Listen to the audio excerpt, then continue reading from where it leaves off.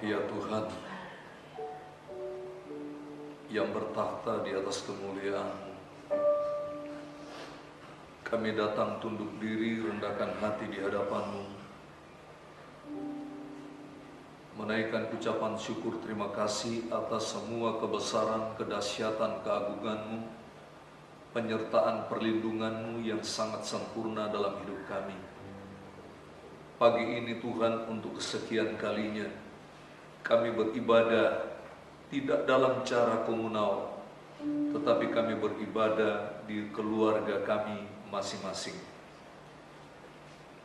Kami mohon Tuhan, biarlah hadirat Tuhan nyata di tengah-tengah ibadah kami.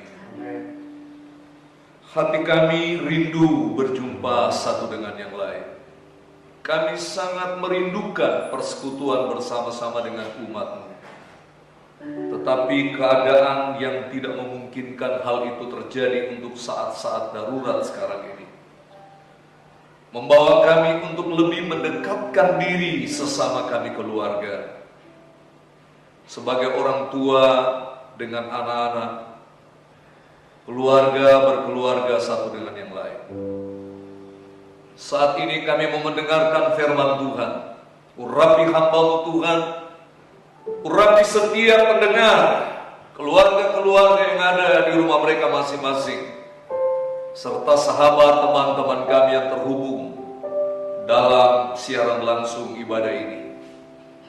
Ya Tuhan, kami boleh merenungkan, merefleksikan betapa agung dan besar karya Tuhan yang Tuhan sudah lakukan untuk kami umat manusia.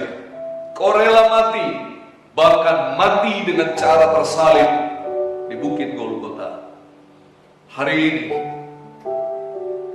kami bersama-sama dengan seluruh umat-Mu di muka bumi ini mensyukuri kebesaran. Harusnya kami yang binasa, harusnya kami yang disakiti, harusnya kami yang menderita, harusnya kami yang dikecam, harusnya kami yang dihujat, tetapi Engkau mengambil alihnya di atas kayu salib. Terima kasih untuk karya terbesar sebagai wujud kasih-Mu bagi kami umat-Mu di muka bumi ini. Berfirmanlah Engkau, kami siap untuk mendengarnya, dan hamba-Mu juga siap untuk menyampaikannya. Di dalam nama Yesus, Tuhan dan Juru Selamat kami berdoa. Amin. Shalom, jemaat Tuhan yang dikasihi Tuhan dimanapun Anda berada, atau dalam hal ini ada di rumah masing-masing, dan juga sahabat-sahabat kami, sahabat-sahabat saya yang terhubung dalam siaran langsung ini. Terimalah ucapan saya untuk saudara-saudara, selamat Paskah, karena Paskah tidak bisa lepas dari kematian Yesus di atas kayu salib sampai kebangkitannya dari antara orang mati. Hari ini adalah ibadah Jumat Agung, dan saya ingin menyampaikan sebuah topik sederhana pada pagi hari ini, yaitu dari Bethlehem ke Golgota. From Bethlehem to Golgota. Saya membacakan sebuah ayat firman Tuhan, bukan sebuah ayat tetapi satu bagian firman Tuhan yang isinya nubuat tentang peristiwa besar yang terjadi di muka bumi ini 2000-an tahun yang lalu. Di dalam Yesaya pasal 53 ayatnya yang ke-1 sampai dengan ayat-ayat selanjutnya, firman Tuhan berkata begini. Siapakah yang percaya kepada berita yang kami dengar? Dan kepada siapa tangan kekuasaan Tuhan dinyatakan? Sebagai tarung ia tumbuh di hadapan Tuhan, dan sebagai tunas dari tanah kering. Ia tidak tampan dan tidak semarak, dan semaraknya pun tidak ada. Sehingga kita memandang dia dan rupa pun tidak, sehingga kita menginginkannya. Ia dihina dan dihindari orang, seorang yang penuh kesengsaraan dan yang biasa menderita kesakitan. Ia sangat dihina, sehingga orang menutup mukanya terhadap dia. Dan bagi kita pun dia tidak masuk hitungan. Tetapi sesungguhnya penyakit kitalah yang ditanggungnya, dan kesengsaraan kita yang dipikulnya. Padahal kita mengira dia kena tulah, dipukul, dan ditindas Allah. Tetapi dia tertikam oleh karena pemberontakan kita. Dia diremukkan oleh karena kejahatan kita. Ganjaran yang mendatangkan keselamatan bagi kita ditimpakan kepadanya. Dan oleh bilur-bilurnya kita menjadi sembuh. Kita sekalian sesat seperti domba. Masing-masing kita mengambil jalannya sendiri. Tetapi Tuhan telah menimpakan kepadanya kejahatan kita sekalian. Dia dianiaya, tetapi dia membiarkan diri ditindas, dan tidak membuka mulutnya, seperti anak domba yang dibawa ke pembantaian, seperti induk domba yang keluh di depan orang-orang yang menggunting bulunya. Ia tidak membuka mulutnya.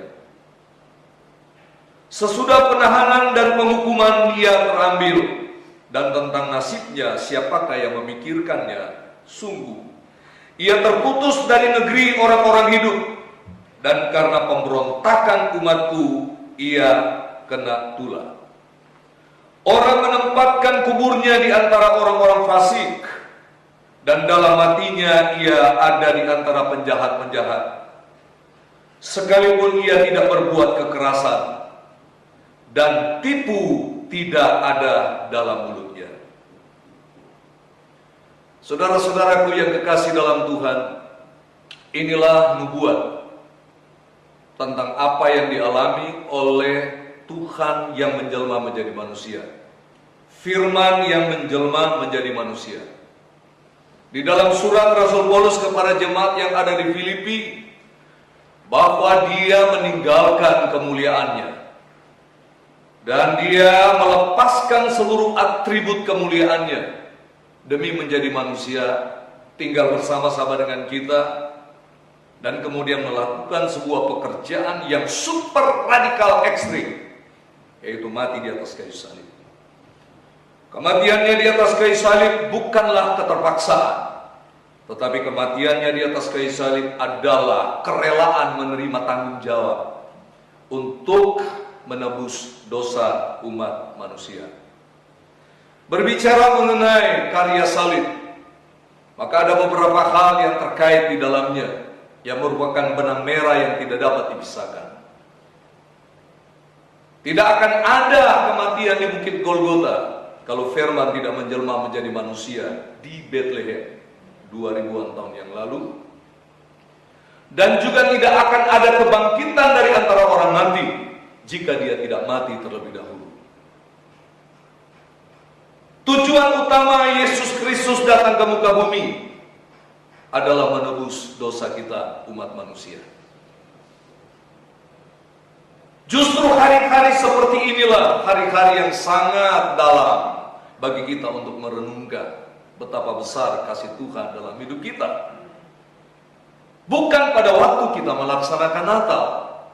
Natal itu adalah awal dari penggenapan karya penebusan di atas Bukit Golgota. Makanya pada kesempatan ini saya memberikan topik sederhana dari Bethlehem menuju Golgota. Kita akan juga mengadakan Paskah atau Minggu Paskah, hari kebangkitan pada hari Minggu yang akan datang.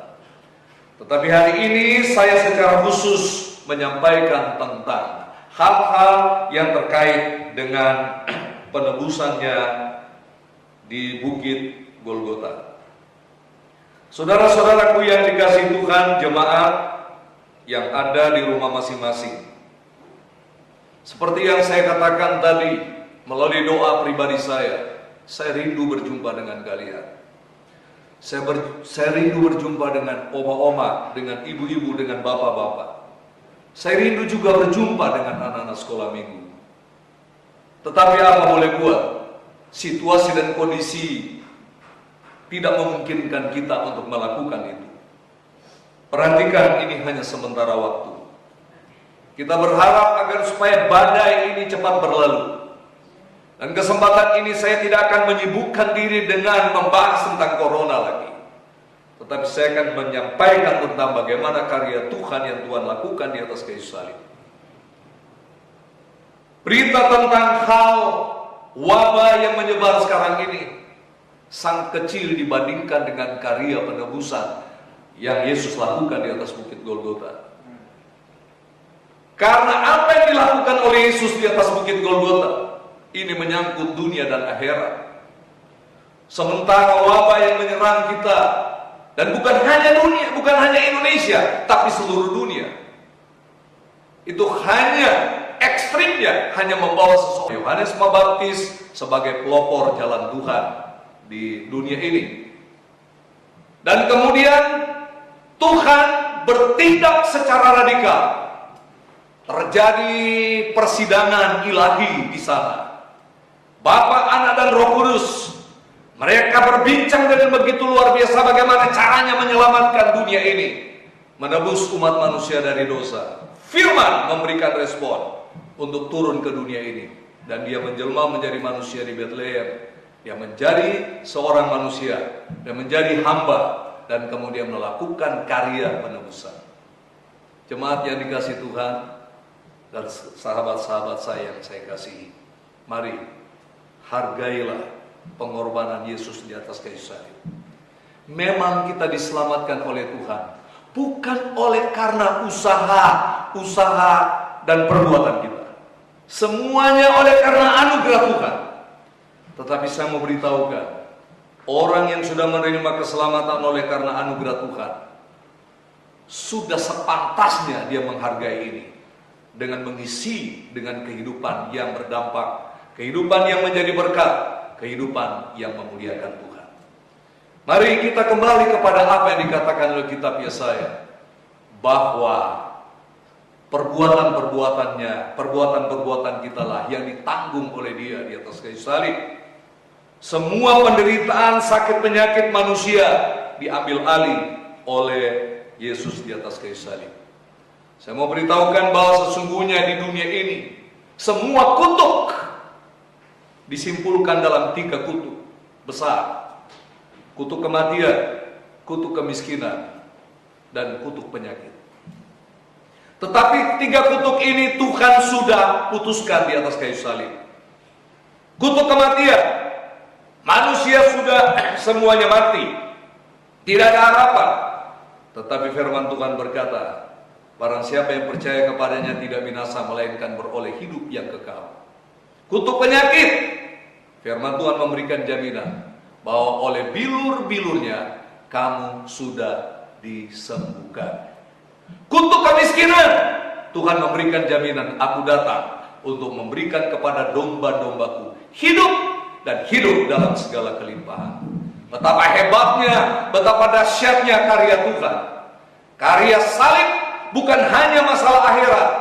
Karya salib adalah masalah untuk memulihkan kita. Roh, jiwa, tubuh kita menjadi cemerlang, menjadi orang-orang yang berkarya di dunia ini, memberikan dampak yang luar biasa di dunia ini.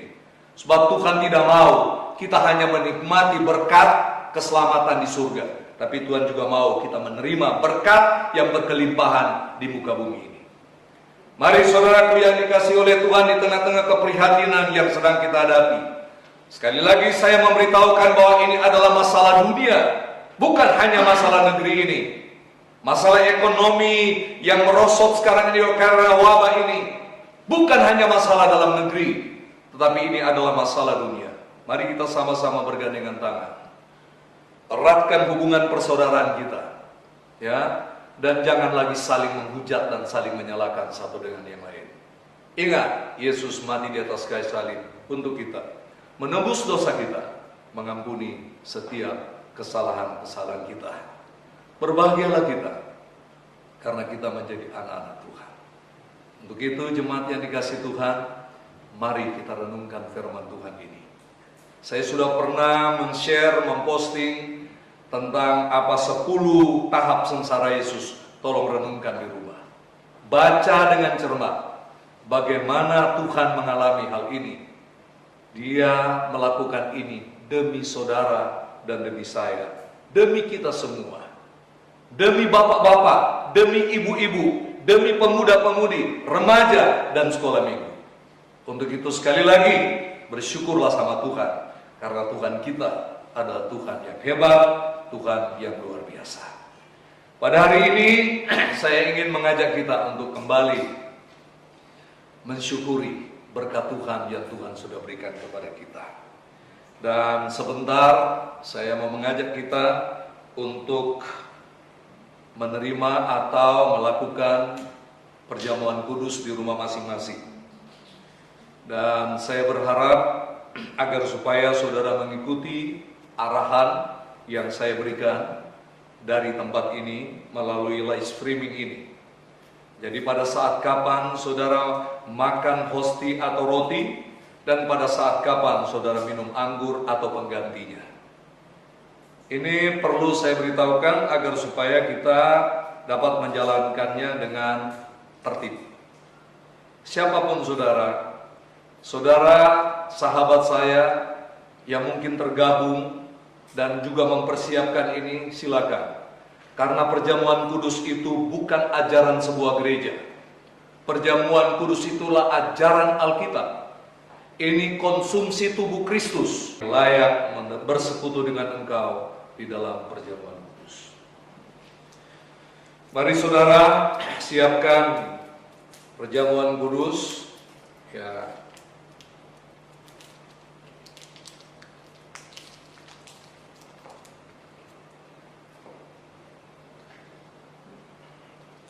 Pegang hosti atau roti di tangan kanan saudara. Renungkan karya salib. Ketika Yesus mengadakan perjamuan kudus yang dikenal dengan The Last Supper, dia mengambil roti, dia memecah-mecahkannya. Dia berkata bahwa ini adalah tubuhku. Tetapi sebaiknya saudara, saya mengajak kita untuk mengikuti apa yang Alkitab tulis, dan kita akan sama-sama makan perjamuan. Sebab apa yang telah kuteruskan kepadamu telah aku terima dari Tuhan, yaitu bahwa Tuhan Yesus pada malam waktu ia diserahkan mengambil roti, dan sesudah itu ia mengucap syukur atasnya, ia memecah-mecahkannya dan berkata, inilah tubuhku yang diserahkan bagi kamu, perbuatlah ini menjadi peringatan akan daku. Mari jemaat Tuhan dan sahabat-sahabatku, kita makan dengan iman dalam nama Tuhan Yesus sebagai tubuh Tuhan. Kita makan bersama.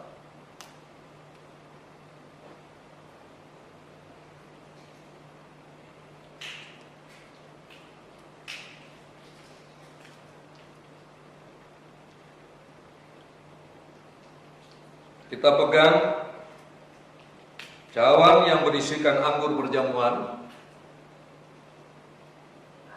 dan dengarkan firman Tuhan. Demikian juga ia mengambil cawan sesudah makan, lalu berkata, cawan inilah perjanjian baru yang dimeteraikan oleh darahku.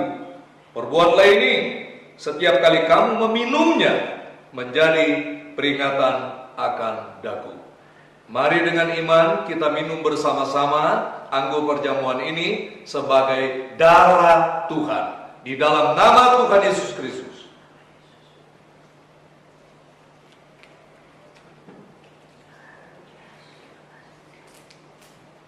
Setelah kita makan, kita minum roti dan anggur perjamuan, marilah kita mengucap syukur bersama-sama.